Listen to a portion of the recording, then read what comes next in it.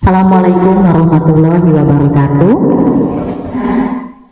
Siapa sih sebetulnya yang dipersalahkan? Sebetulnya begitu ya bahasa kitanya ya. Siapa sih yang disalahin? Kok bisa sih pada banyak penyalahgunaan narkoba? Kalau kita nyalahin orang tua, kasihan ya Bapak ya. Kalau kita nyalahin orang tua kan tidak ada orang tua yang merasa belum maksimal ngasih pendidikan. Tapi memang tadi aktivitas orang tua untuk menafkahi anak gitu ya. Jadi kalau saya pegang ada 4 atau 5 kata kunci. Yang pertama adalah bahwa jangan ngasih ceramah. Bapak Ibu tolong tidak ngasih ceramah dengan anak-anaknya. Anak-anak tuh males banget kalau diceramahin. Kita orang tua aja diceramahin males gitu ya. Kedua, jangan menjadi guru ketika kita ngasih nasihat. Pilihlah waktu yang tepat. Biasanya Bapak Ibu biasanya kalau kumpul duduk dengan anak pada saat apa? Misalnya pada saat makan gitu ya, biasanya pada saat duduk di meja makan sama-sama, mungkin bisa kita masukkan ke situ komunikasi kita ke situ, atau pada saat dia nonton, kita dekati, kita lihat apa yang dia tonton, kita masukkanlah sedikit ilmu-ilmu itu ya, supaya anak tidak salah. Yang ketiga, tetap tanamkan kepada anak tidak menerima apapun bentuk makanan dan minuman dari orang yang tidak dikenal. Itulah pangsa yang biasanya terjadi. Tidak dikenal jangan kita mau. Ya, biasanya kan tahu sendiri ya, apalagi anak remaja yang sudah pergaulan. Bapak Ibu saja sadar nggak kalau misalnya di malam tahun baru di tempat Bapak Ibu biasanya ada organ tunggal ya, itu biasanya pagi-pagi kita lihat bapak-bapaknya tuh masih terkapar di sana ya. Itu Bapak Ibu loh, bapak-bapak dan ibu-ibunya yang musiknya sampai malam begitu ya, sudah minum minuman, dan biasanya itu dalam dioplos gitu ya. Nah jadi anak juga gitu, kasih tahu jangan mau makanan dan minuman yang bukan dari orang yang dia kenal dan percaya. Yang keempat tadi, kalau di kita tanamkan nilai agama. Kunci untuk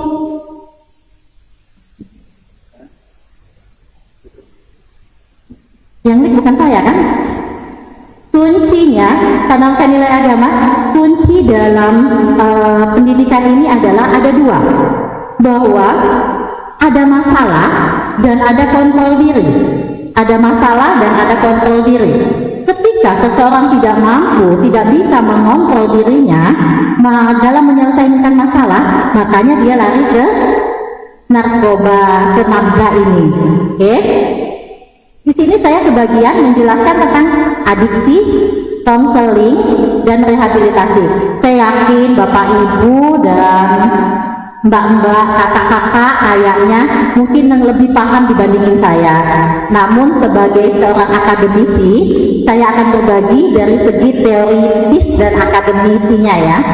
Tujuannya, inginnya setelah Bapak Ibu mengikuti materi saya sampai dengan selesai nanti, Bapak Ibu paham apa itu adiksi, kemudian Bapak Ibu paham apa itu konseling, Bapak Ibu paham bagaimana kita merehabilitasi para pecandu.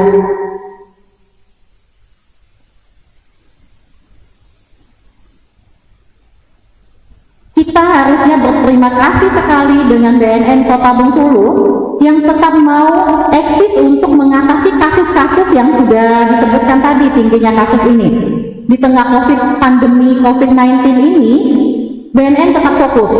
Jangan sampai sudahlah hanya yang ngurusi tentang COVID doang, tapi justru anak-anak kita, remaja yang kuliahnya di sekolah, di rumah, anak SD kita sudah pakai di rumah loh Pak. Semua anak-anaknya ya nggak Pak? Semua anaknya online tadi, yang dibilang Kepala BNN. Sekolah online. Di tengah-tengah online itu saat ini kita tinggalin. Bapak Ibu ninggalin handphone, ninggalin laptop ke anak-anaknya. Kalau nggak ditinggalin, kita harus nungguin full. Nungguin penting kalau kita paham. Kadang nggak paham apa yang dia buka. Nah, itu hati-hati dari buka situ, dari dia bercengkrama dengan teman-temannya bisa menjadi juga awal nantinya kita. Jadi terima kasih sekali kepada pihak BNN yang tetap konsisten untuk menurunkan angka ini, mengundang kita semua untuk dapat sedikit menyegarkan pikiran kita untuk menurunkan angka kejadian pengguna penyalahguna narkoba. Ini angka yang di nasional. Bapak Ibu sering baca, tentu saya yakin banget selintas mungkin suka ada iklan, baik itu dari media massa, baik itu dari media elektronik. Ini saya kutip dari Liputan 6 online. Kepala BNN itu menyatakan bahwa pada tahun 2019 angka pengguna narkoba itu tembus sampai dengan 3,6 juta. Se-Indonesia ya, 3,6 juta. Untuk provinsi kita Bengkulu sebetulnya sudah mengalami penurunan. Provinsi kita Bengkulu dari 2019 ke 2020 ini mengalami penurunan. Harusnya kita berbahagia, berarti geliat-geliat yang dilakukan oleh pegiat-pegiat anti narkoba tadi sudah mungkin berjalan dengan baik. Di Bengkulu kasusnya saat ini yang tadi dibilang sama ya, data yang kita dapatkan 5.670 orang. Saya akan masuk kepada materi adiksi. Apa sih adiksi itu? Ada yang sudah tahu? Bapaknya lah hatam ya, yang sudah hatam nggak apa-apa ya Pak ya. Apa sih adiksi itu? Adiksi itu asal katanya dari bahasa Inggris, asal katanya adalah addiction. Addiction artinya apa? Artinya adalah ketergantungan atau kecanduan. Karena kita bicara tentang narkoba, jadi kondisi di mana seseorang itu tadi tidak mempunyai lagi kendali terhadap perilakunya, makanya masalah dan kontrol tadi. Apakah semua yang sudah menggunakan bisa kita bilang adiksi? Apakah sudah bisa kita kategorikan dia kecanduan atau ketergantungan? Bisa nggak kalau yang baru satu kali pakai misalnya, tadi karena di pesta teman-teman pada ngajakin, karena dia merasa kalau nggak ikutan artinya pergaulanku nggak bagus dong. Nah, jadi ada orang yang setelah satu kali mencoba dia nggak mau lagi mencoba, ya kan? Banyak loh yang mencoba merokok, ketika merokok batuk, ada nggak? Ya, begitu baru mencoba, nah dia udah nggak mau lagi tuh besoknya mencoba. Nah demikian juga dengan zat-zat yang lain, di nafza yang lain. Kita berdoa semoga semua gitu ya, begitu mencoba nggak enak. Ada temen yang cerita bahwa ketika dia setelah mencoba, dia mau kerja di depan laptop, dia nggak tahu apa yang mau dia lakukan. Bingung, diam aja di depan laptop tuh setelah berjam-jam. Padahal dia biasanya pakai komputer gitu ya. Kemudian ini adalah definisi nafza atau narkoba. Narkoba di kita biasanya nama lainnya nafza ya. Itu asal bahasanya adalah dari bahasa Yunani. Asalnya adalah narkosis. Awalnya narkotik atau narkosis ini fungsinya adalah sebagai obat bius. Sebagai obat bius atau untuk menidurkan, ya, menidurkan pasien. Namun berkembangnya ilmu pengetahuan, berkembangnya teknologi, maka banyak cara yang disalahgunakan. Tidak hanya untuk obat bius saja. Nafza singkatannya tadi sudah disampaikan, narkotika, psikotropika, dan zat adiktif berbahaya lainnya. Untuk narkotika itu ada 3 golongan. Golongan yang pertama itu memiliki daya adiktif yang sangat tinggi. Golongan ini tidak diizinkan untuk pengobatan ya. Golongan ini hanya diperbolehkan untuk penelitian, untuk perkembangan ilmu pengetahuan. Ada 65 jenis dari golongan ini. Contoh golongan ini adalah ganja. Jadi kalau di kota itu tanamannya bentuknya kayak daun singkong, enggak Pak? Nah, biasanya di Bengkulu kita juga sudah pernah ada berita bahwa sudah ada penangkapan pohon daun ganja ini ditanam di hutan, ya, ditanam di hutan yang tingginya kadang sudah sampai sekitar, ditanam di hutan. Itu bentuk ganja basahnya. Kemudian ganjanya bisa diolah menjadi ganja kering, dan kalau di ganja basah bisa nggak langsung dipakai? Bisa, karena biasanya orang dimasukin di masakan, ya, dimasukin di masakan itu. Nah, jadi hati-hati kalau makan apa-apa makannya, tanya ada ganjanya nggak, gitu ya. Kemudian ganja kering tadi biasanya pemakaiannya di linting, ya, dijadikan rokok. Kemudian ada heroin bubuk atau putau, ada juga heroin yang bentuknya disuntikkan, dan ada sabu-sabu. Biasa sabu-sabu itu yang menggunakannya banyaknya kaum wanita, ya, kaum wanita biasanya yang banyak menggunakan sabu-sabu. Golongan yang kedua dari narkotika itu memiliki zat aditifnya tinggi. Zat aditifnya tinggi itu bisa dipakai untuk pengobatan, Bapak Ibu, tapi hanya sebagai alternatif pilihan yang terakhir. 2 hari yang lalu kasus kanker di Kota Bengkulu kita tinggi. Ada pasien kanker yang dirujuk ke rumah sakit kanker Darmais. Tadinya dia adalah kanker payudara, Bapak Ibu. Sudah diangkat kanker payudaranya. Saat ini hasil menunjukkan bahwa kankernya sudah menyebar ke seluruh tubuhnya, ke paru-parunya, sudah ke tulang kakinya. Tidak ada lagi obat penahan rasa sakitnya. Obat penahan rasa sakitnya tidak ada lagi. Sampai di UGD dia disuntikkan dengan morfin. Itu adalah alternatif pilihan yang terakhir. Golongan yang ketiga itu memiliki daya adiktif yang ringan, berguna untuk pengobat. Jadi biasanya kodein ini ada di komposisi obat batuk, ya, biasanya ada di komposisi obat batuk. Nah, semua ini harus ada resep dari dokternya. Bapak Ibu nggak bisa beli kodein di apotek-apotek itu, nggak bisa kalau nggak ada resep dokternya. Kemudian untuk kalau narkotika tadi ada berapa golongan? Ada 3, ya. Untuk psikotropika ada 4 golongan. Golongan yang pertama itu berpotensinya sangat tinggi menyebabkan penggunanya memiliki ketergantungan, ya. Ini juga tidak boleh digunakan dalam terapi, dalam pengobatan. Contohnya adalah ekstasi. Ekstasi itu bentuknya cantik-cantik banget, gimana nggak menggoda anak-anak, ya Pak? Bentuknya kayak permen dan ada gambar macam-macam. Kemudian contoh yang kedua adalah LSD. Itu contohnya yang bentuknya kayak stiker. Nah, tapi ada juga yang bentuknya pil. Itu makanya tadi pengetahuan kita harus tahu, oh hati-hati, nah itu apa gitu ya, melihat bentuk-bentuk kayak gitu.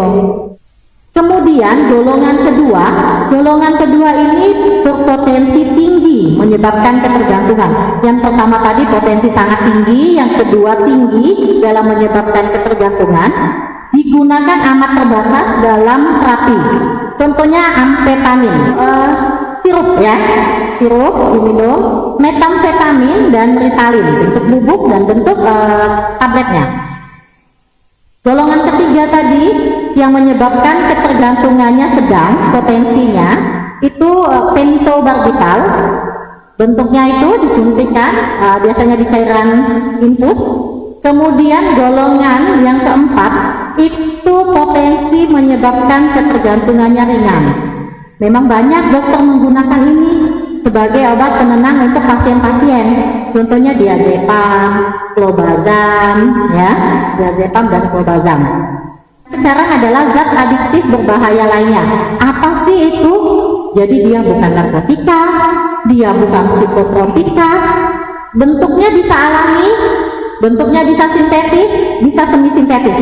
Tapi tetap kalau menggunakannya bisa menyebabkan ketergantungan bagi pemakainya. Contohnya alkohol.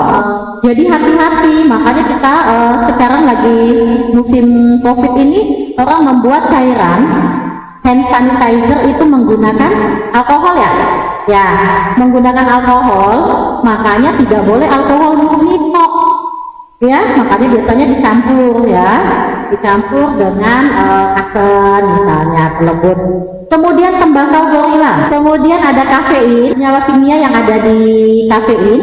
Kafein ini kalau jumlah yang dikonsumsinya masih dalam batas normal, bagus ya. Tapi kalau sudah di batas di luar batas kewajaran bisa menyebabkan berbahaya. Yang keempat tadi inhalansia, itu biasanya ngelem. Banyak yang mau murah anak-anak tapi pengen mabuk tapi nggak ada modal ya, biasanya pakai lain. Nah, supaya peran pemerintah sudah banget bahwa tidak boleh mengkonsumsi ini, ada undang-undangnya, ada peraturannya bahwa mengkonsumsi ini wajib menggunakan resep dari dokter ya. Kalau tidak, kenapa sih kita nggak boleh gitu ya? Kenapa kita nggak boleh? Biasanya sangat mengganggu pada susunan saraf pusat kita. Contohnya adalah kelainan persepsi. Contoh kelainan persepsi apa efeknya? Jadi sering banget dia aja nggak tahu siapa dirinya. Diharapkan bahwa harus Bapak Ibu tahu ya, bahwa harus tahu, ditanya dulu kenapa dia menggunakan gitu ya. Kemudian ada gangguan proses berpikir yang kita bilang tadi, dia tidak akan bisa menyelesaikan pekerjaannya, kelainan perasaan, kemudian gangguan tingkah laku. Apa sih penyebabnya? Awalnya biasanya muncul ketidakpedean pada dirinya. Keluargaku berasal dari keluarga yang broken home misalnya gitu ya. Aku nggak pede kumpul dengan teman-teman selalu nanya misalnya ketika bagi rapot, mana bapaknya kok nggak datang ikut ngambil, mana ibunya ya gitu kan. Biasanya muncul awal dari keluarga yang broken home. Untuk itulah sangat pentingnya peran masyarakat sekitar untuk memotivasi. Setiap anak itu punya kelebihan loh Pak, setiap anak itu punya kelebihan. Namun juga Bapak Ibu percaya nggak, sikap orang tua yang memanjakan anak itu juga bisa menjadi penyebabnya. Kemudian lingkungan sekitar, ayo ciptakan kegiatan-kegiatan yang positif supaya anak, remaja, bapak, ibu tidak ada pikiran pun nggak ada, apalagi mau mencobanya. Banyak sekarang saya lihat RT yang sudah bagus kok, lurah-lurah yang sudah bagus kelurahan, ada kegiatan naik sepeda, ada kegiatan bapaknya jalan, atau yang punya lapangan, pakai lagi lapangannya, ciptakan lagi permainan bulu tangkisnya, bisa volinya, ya.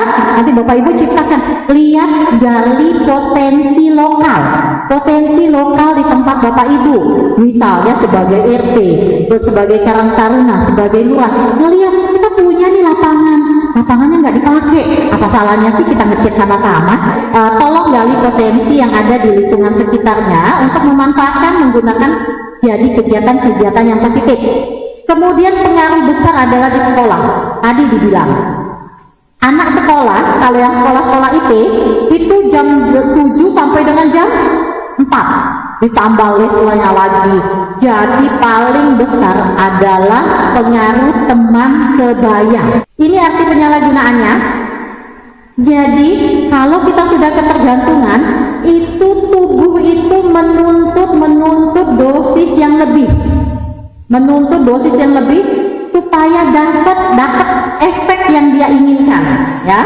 Pertama dikit aja deh gitu ya, besok nambah lagi, oh lebih enak nambah lagi, itu ketergantungan. Nah, ada 3 golongan kita ngelompokin. Golongan yang pertama itu adalah golongan depresan tujuannya untuk menekan depresinya seseorang. Jadi biasanya kalau Bapak Ibu lihat pemakainya tuh tenang, dia tertidur, pendiam, sampai dia tuh nggak sadar. Dalam golongan ini yang masuk adalah morfin, heroin, obat tidur, anti cemas dan alkohol dalam dosis yang rendah. Ini depresan ya. Mereka berpikir bahwa dengan mengkonsumsi ini mereka dapat melupakan pekerjaan, masalah-masalah hidupnya. Padahal hanya sesaat. Yang kedua, ada golongan yang ketika pemakainya menggunakan, dia akan menjadi aktif. Ya, dilarang sekali pada atlet-atlet untuk menggunakannya. Nah, ini yang tidak boleh. Makanya sebelum dimulai pertandingan, semua harus dicek.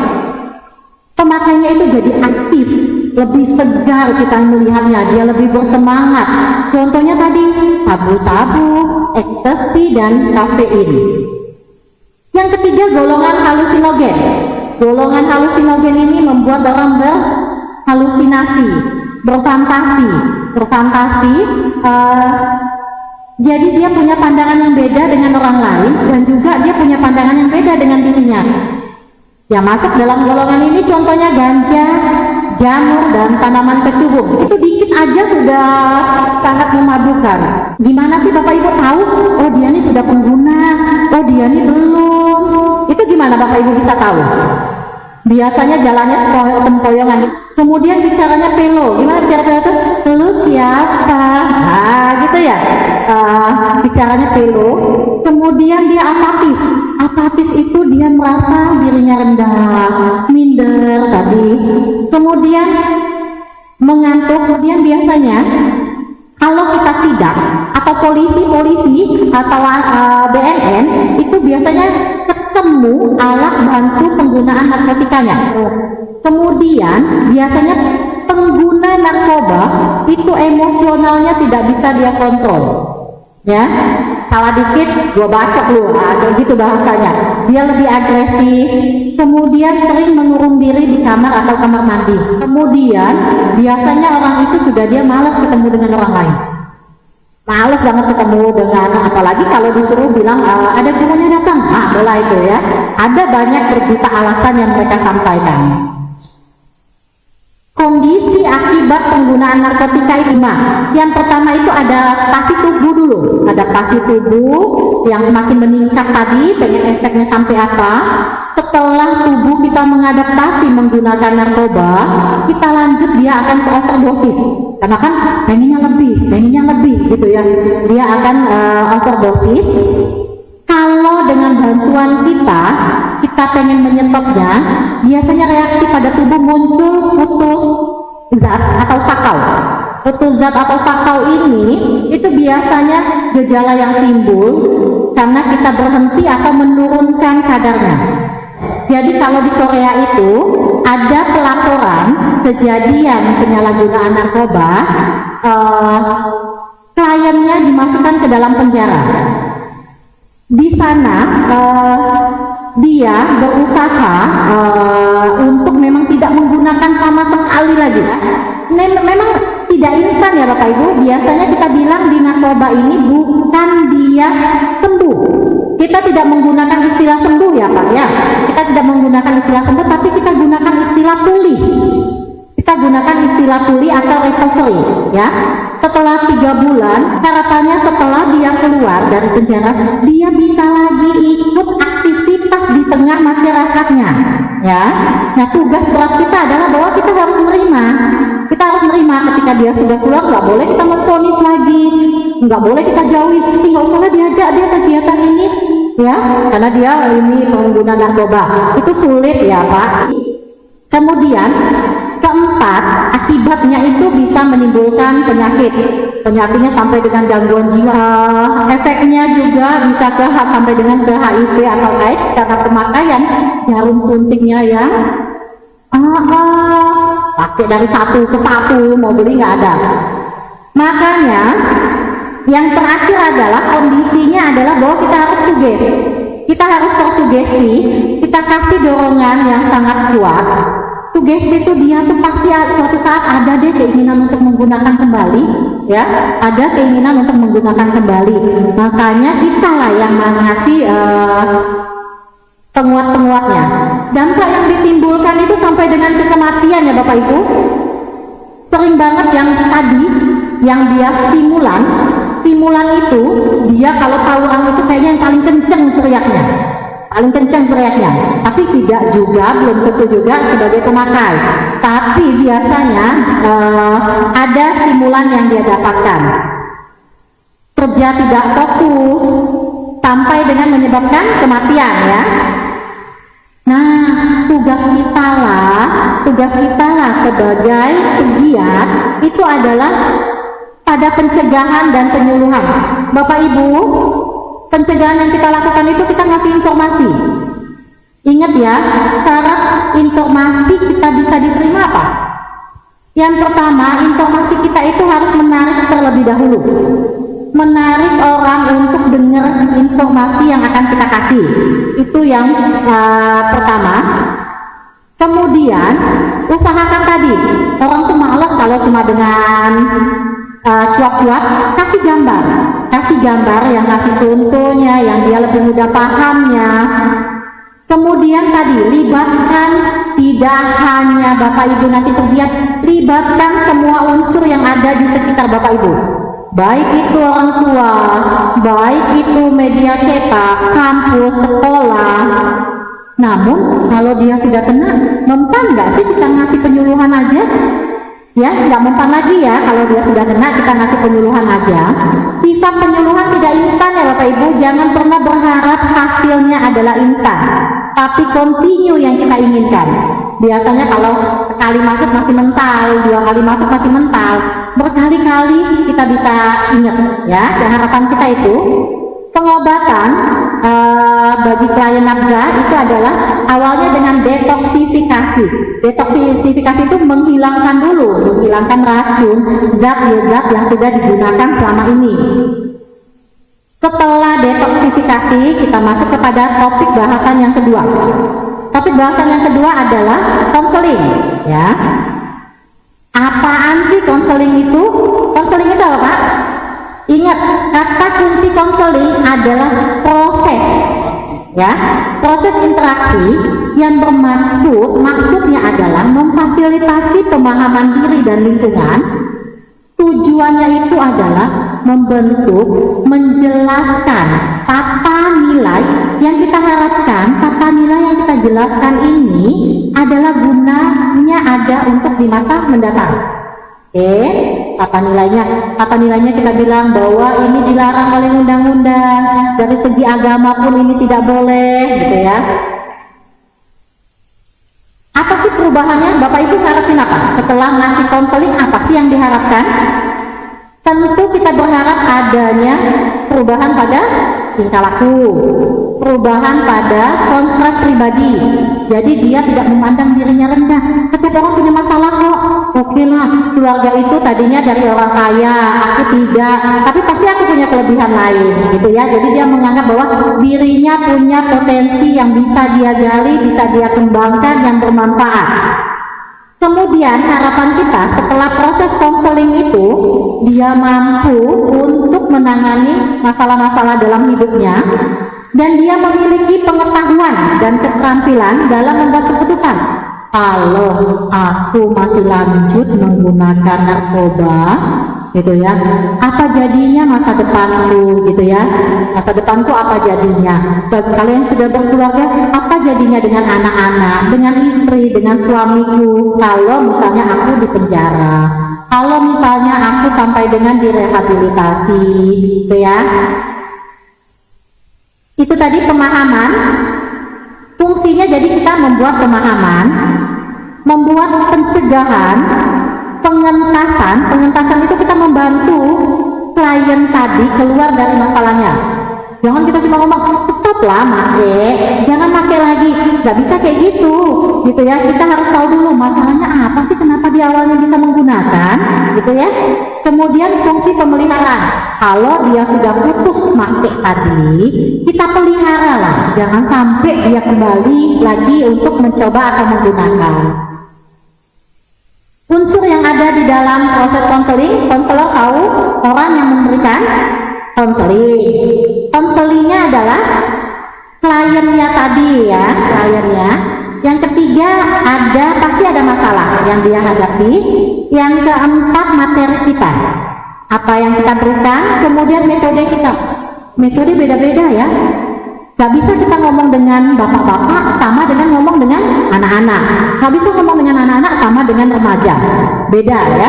Ngomong dengan anak remaja, kalau salah-salah Pak, kita ditonjok. Nah gitu ya. Kalau ibu-ibu, kita ngomong sekata, dijawab anaknya berapa kata?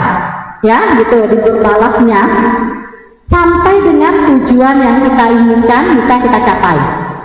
Nanti juga ini menjadi tantangan bagi Bapak Ibu, karena yang Bapak Ibu kelola adalah populasi yang sangat spesifik. Populasi yang sangat spesifik, yang pengguna tadi, pecandu tadi. Maka Bapak Ibu perlu adanya pelatihan khusus. Pelatihan khususnya apa sih? Dimulai dari hari ini Bapak Ibu ikut workshopnya.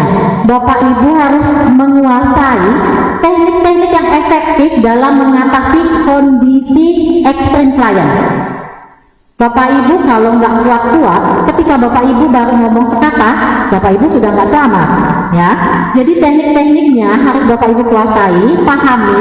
Kemudian kalau seandainya memang tidak cukup lagi dengan konseling, Bapak Ibu harus rujuk, ya, harus rujuk pasiennya, kliennya ke memang spesialisnya. Tingkatkan dulu kemampuan kita. Jangan sampai kita mau ngomong dengan orang lain tentang narkoba, tentang psikotropika, tentang zat adiktif, tapi Bapak Ibu kita tidak tahu, ya. Tingkatkan selalu pengetahuannya. Ada pasien yang dia tidak membutuhkan rawat inap Bapak Ibu. Dia bisa hanya dengan pengobatan rawat jalan. Jadi setiap jangka waktu berapa lama dia akan kembali lagi ke rumah sakit untuk mendapatkan pengobatan rawat jalan. Ada kelompok-kelompok bantuan khusus seperti Alcoholics Anonymous, sama awalnya untuk pencandu alkohol, kemudian sampai dengan untuk pencandu narkotik. Ini banyak ya, di Jogja ada, di Bali ada, yang dia memang mengenyampingkan agama, dia ini menggali potensi tadi, menyelamatkannya. Di kelompok-kelompok ini, ada yang bisa individu, kita bisa lakukan ya, konsulnya adalah dengan individu, tapi bisa juga di kelompok Bapak Ibu. Jadi Bapak Ibu buat kelompoknya, kelompok para penggunanya, nanti di kelompok itu Bapak Ibu minta mereka untuk berbicara. Jadi mereka berbagi pengalaman, kenapa sampai mereka menggunakan.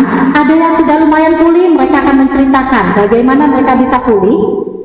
Pendapat-pendapat ini, cerita-cerita ini akan didengar oleh teman-temannya, ya, akan teman-temannya, sehingga memunculkan motivasi temannya bahwa oh aku masih bisa juga kok, ya, aku masih bisa juga kok pulih, aku masih bisa juga kok jauh dari barang haram ini, gitu ya.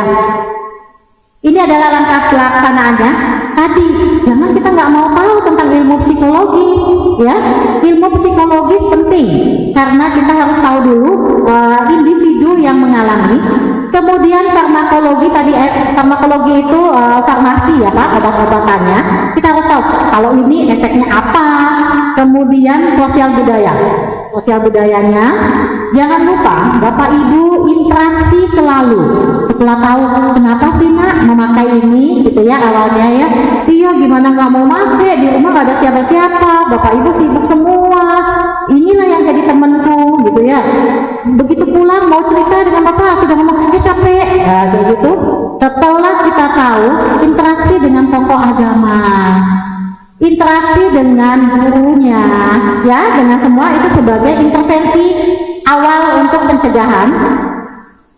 Bimbingan dan konseling tadi, individu boleh, kelompok boleh, tapi kalau kelompok jangan lupa itu fokus group discussion itu harus dia yang setara ya, yang sama komunitasnya. Nggak boleh kita nyamain mengundang bapak lurah dengan anak SD misalnya gitu ya. Jadi di komunitas yang sama. Kemudian kita harus paham situasi kliennya. Kapan sih kita bisa melakukan rujukan? Sudah pas nggak sekarang kita lakukan rujukan? Orang kan nggak suka ya kalau orang lain tahu bahwa dirinya adalah pengguna. Nggak suka kan ya Bu? Pak, itu dianggapnya aib gitu ya. Jadi kalau bisa pendekatan personal, kalau sudah bisa kita lakukan konseling tadi, tidak perlu dirujuk, nggak usah dirujuk. Keenam, Jangan lupa didiagnosa dengan tepat ya. Jangan sampai kita salah. Jangan sampai kita salah sehingga pemecahan yang kita kasih juga nanti salah. Kemudian kita harus serius tadi motivasi kliennya. Sifatnya tadi adalah continue. Informasi itu sifatnya berulang, jangan bosan, berulang ya. Jadi kita motivasi terus kliennya bahwa dia bisa pulih. Kemudian kita sering lupa. Setelah kita fokus ke klien dia mau putus zatnya, kita lupa bahwa ada faktor eksternal yang bisa menyebabkan dia balik lagi. Nah, faktor eksternal itu juga yang harus kita perhatikan. Oke. Yang ke-10, prognosis konselor yang baik. Dari hasil wawancara dengan klien, dia bisa tahu klien ini bisa sembuh nggak sih, klien ini bisa berapa kali sesi sih dia baru akan stop ya. Itu klien yang sudah konselor yang sudah baik, dia bisa melakukan prognosis ya. Yang ketiga, rehabilitasi. Setelah kita lakukan konseling namun tetap butuh rehabilitasi. Rehabilitasi apa sih? Proses lagi. Ingat, kunci kita proses, tidak bosan. Rehabilitasi adalah proses pemulihan agar bekas pecandu narkotika dapat kembali melaksanakan fungsi sosialnya dalam masyarakat ya. Jangan sampai setelah dia sembuh, setelah dia pulih, itu kembali dia tidak diterima oleh masyarakat, yang akan menyebabkan dia minder lagi, yang menyebabkan dia akan sendiri lagi ya. Sesuai dengan Undang-Undang 35 tadi nomor 2009 tentang narkoba. Ini bentuk rehabilitasinya. Medis itu tugasnya melakukan rehabilitasi sehat secara fisik. Ini petugas medis. Petugas medis siapa Bapak Ibu? Dokter ya? Ya. Kemudian psikiatrik itu tugasnya menghilangkan sifat antisosial. Jadi dia harus berani untuk ketemu orang lain. Psikososialnya dia juga mau kembali ke masyarakat, dilibatkan di kegiatan masyarakat. Kalau psikoreligius itu dengan harapan kalau dia dekat pemahaman agamanya, dekat dengan Tuhan, dengan Allahnya, dia menjalankan ibadahnya, mudah-mudahan tidak ada pikirannya ya, tidak ada pikiran untuk mencoba. Peran Bapak Ibu nanti sebagai fasilitatif itu adalah sebagai mediator apa Pak? Mediasi ya, sebagai mediasi atau menjembatani. Misalnya nanti ternyata dia menggunakan karena dia punya masalah dengan orang tua, Bapak Ibu bisa menjadi jembatannya untuk menyelesaikan masalahnya dengan orang tuanya gitu ya. Masalahnya ternyata dengan gurunya, guru itu ya ampun misalnya gitu ya, dia sampai gak cocoknya, biasa usia SMA dulu gak cocoknya dengan gurunya. Artinya kita menyelesaikannya dengan gurunya. Peran edukasi itu terus Bapak Ibu kasih pengetahuan, informasi terus menerus. Ada dapat info baru lagi, kasih tahu, nah barusan ada lagi loh yang ketangkep sama polisi hanya karena ini, nah misalnya gitu ya. Kemudian peran representatif itu tadi interaksi dengan badan atau kelompok masyarakat. Peran teknisnya kita harus mau dan mampu mengumpulkan data-data tadi dan menganalisis data-data. Jadi apa yang Bapak Ibu ucapkan adalah suatu yang benar gitu ya. Berarti ya tugasnya ya. Balai rehabilitasi yang ada di kita di sini bisa jadi di rumah sakit atau juga ada banyak penyelenggara tempat rehabilitasi dari pihak swasta. Wajib ya. Kalau wajib itu apa Pak? Ya, kalau di Cina wajib tidak boleh ditinggalkan, berdosa gitu ya. Nah, jadi para pecandu itu wajib menjalani rehabilitasi, ya, karena sudah ditetapkan oleh undang-undang dan BNN sebagai pemangku kepentingannya. Tadi disampaikan sama Bapak Kepala BNN, kalau Bapak Ibu tahu aja nahan infonya, Bapak Ibu dihukum, gitu ya. Ayo kita coba ciptakan keluarga yang hebat, keluarga yang sehat tanpa narkoba. Oke? Terima kasih. Assalamualaikum warahmatullahi wabarakatuh.